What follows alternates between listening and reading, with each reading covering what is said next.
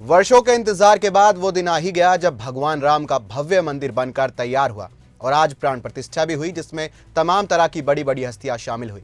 इस भव्य मंदिर में रामलला की मूर्ति मुख्य आकर्षण है, लेकिन वो कैसे, आपको बताते हैं इस वीडियो में। नमस्कार, मैं हूं रोहित भामला और आप देख रहे हैं खबरें अभी तक। अयोध्या के भव्य राम मंदिर में रामलला की श्यामल रंग की मूर्ति की पूरी विधि विधान के साथ प्राण प्रतिष्ठा हुई। इस मूर्ति में रामलला के चारों ओर आभा मंडल है। मूर्ति के ऊपर स्वास्तिक, ओम, चक्र, गदा, सूर्य भगवान विराजमान है। श्री राम की भुजाएं घुटनों तक लंबी है, मस्तक सुंदर, आंखें बड़ी और ललाट भव्य है। भगवान राम का दाहिना हाथ आशीर्वाद की मुद्रा में है। मूर्ति में भगवान विष्णु के 10 अवतार दिखाई दे रहे हैं।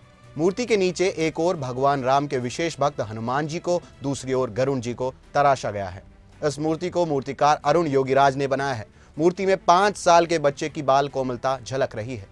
इससे पहले श्री राम जन्मभूमि तीर्थ क्षेत्र के अधिकारियों ने जानकारी दी थी कि जिस मूर्ति का चयन हुआ उसमें बाल अवस्था, देव अवस्था और एक राजकुमार तीनों की छवि दिखाई दे रही है। साथ ही आपको बता दें कि इस मूर्ति का वजन करीब 200 किलो है। इसकी कुल ऊंचाई 4.24 फीट जबकि चौड़ाई 3 फीट है। अयोध्या के श्री राम मंदिर में 3 मूर्तियों को स्थापित किया गया है, जिसमें एक मूर्ति को गर्भगृह में स्थापित किया गया है। इनके बनाने के बाद सबसे बड़ा सवाल तो ये था कि गर्भगृह में किस रूप में रामलला विराजमान होंगे। मूर्तिकारों ने तीनों मूर्तियों को इतना सुंदर बनाया था कि चयन करना कठिन हो रहा था कि कौन सी सुंदर है और कौन सी उतनी नहीं है। अंततः बाल रूप वाली मूर्ति को राम मंदिर के गर्भगृह में विराजमान का फैसला लिया गया। इसके अलावा कुछ और भी विशेषताएं हैं इस मूर्ति की, वो भी आपको बता देते हैं।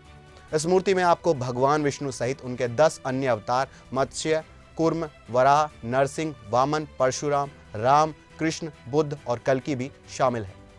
इस मूर्ति को श्याम शिला पत्थर से बनाया गया है और मूर्ति का निर्माण एक ही पत्थर से किया गया है, जिसका मतलब यह है कि इस मूर्ति में कोई भी जोड़ नहीं है।